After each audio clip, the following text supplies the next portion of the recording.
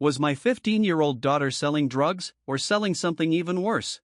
Lauren never meant to snoop. She'd come into her 15-year-old daughter Jolene's room with a laundry basket tucked under her arm, muttering about dirty socks. "This girl is too messy." The room looked the same as always, with a kingdom of clothes draped over chair backs, homework half done on the desk. But Lauren's fingers paused when she lifted a pair of black denim jeans from the fuzzy rug. They felt heavy, too heavy. She picked them up and that's when she saw it.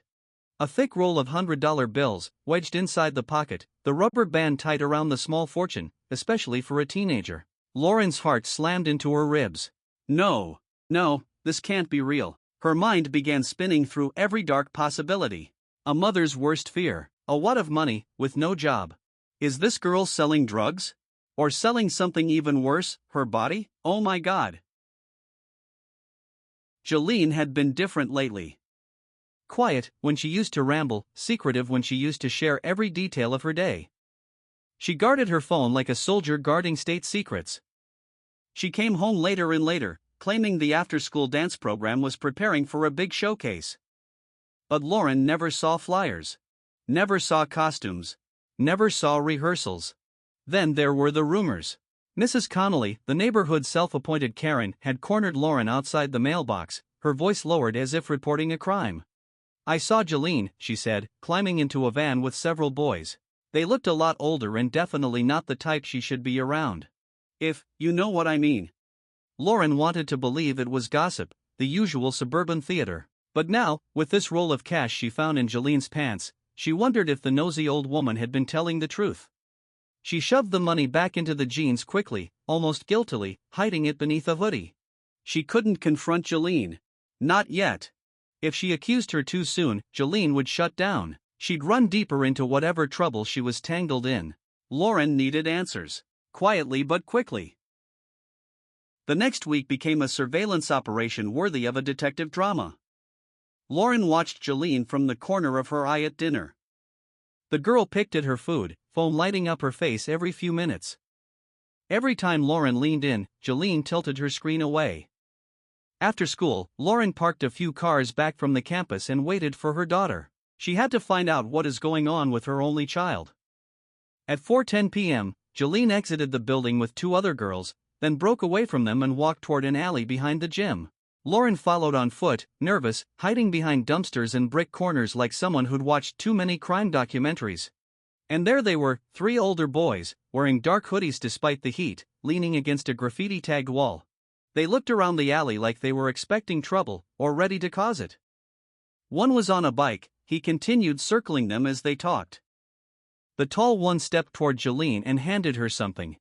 Lauren squinted, trying hard to see what it is. It's a small black pouch, the kind people used to hide things they didn't want seen. Jolene reached for the pouch quickly, almost too quickly, and slipped the little pouch into her jacket. It was a handoff. Lauren watched her not-so-innocent teenager daughter receive a package that she is probably being forced to deliver or even worse sell. All she could think about was saving her child. She headed towards them, took a deep breath, and then stepped back into the shadows realizing she may do more harm than good. Jolene didn't look scared, she actually looked confident, which started to scare Lauren even more. What had her baby girl gotten herself mixed up in? Then, things got even worse when Jolene snuck out one night. Lauren was laying in bed when she heard the soft click of the back door. Lauren knew it was Jolene. She jumped up, threw on her sweats and followed her daughter again, this time through dimly lit streets on the bad side of town. Jolene met someone behind an abandoned auto shop. A creepy tall man greeted her, his grin too wide, licking his lips. The creepy man was happy to see Jolene. Lauren's hand flew over her mouth. What the hell? She crouched behind a dumpster as the man leaned in close to Jolene, then handed her an envelope. Jolene nodded, stuffed it in her jacket, and walked away fast. Lawrence felt relieved and sick and disgusted at the same time. Where does she know him from? Did he give her money in that envelope? Ugh, I'm gonna faint. Her mind filled with every nightmare possible. Finally, a week later, the pressure became too much.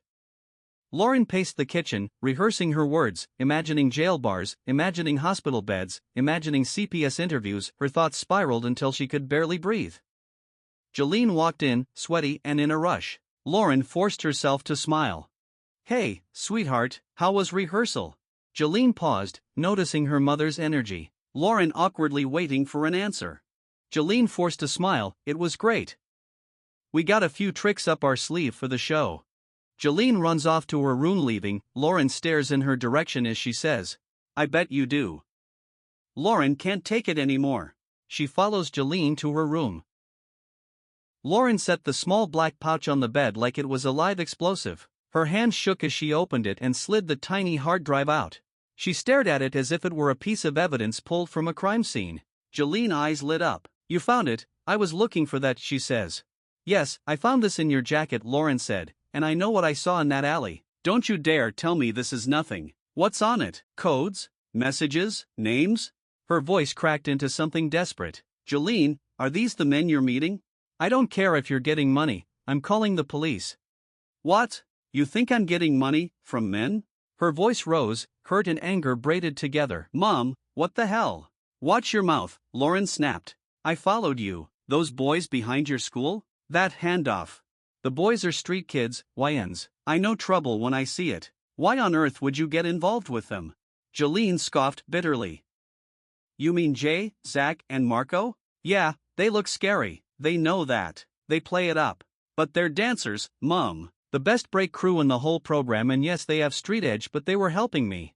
Helping you with what? Lauren demanded. Drug runs? This will land you in jail, Jolene.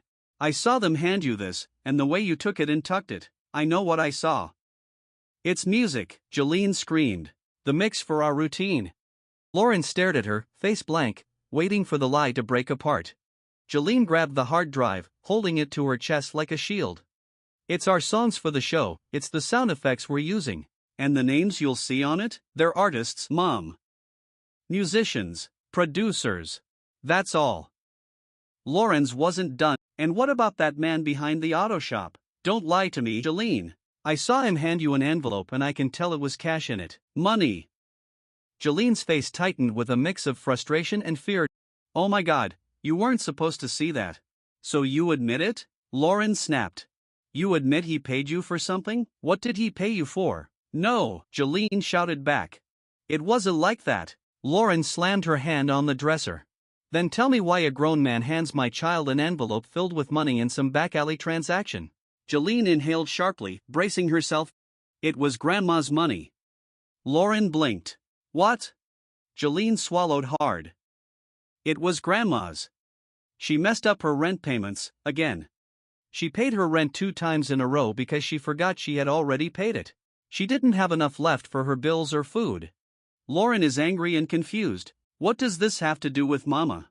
That man. That's Mr. Alvarez, the landlord's nephew. Grandma called him about the double payments. Then she called me to pick it up.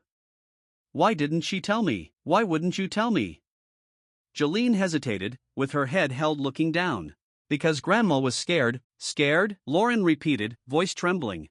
Jolene nodded. She thought if you found out she was forgetting things again, you'd force her to give up her apartment. She said you've been hinting about it for months. She didn't want to lose her independence.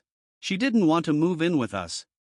Lauren felt the room tilt, the air growing thick around her chest. Jolene's voice softened.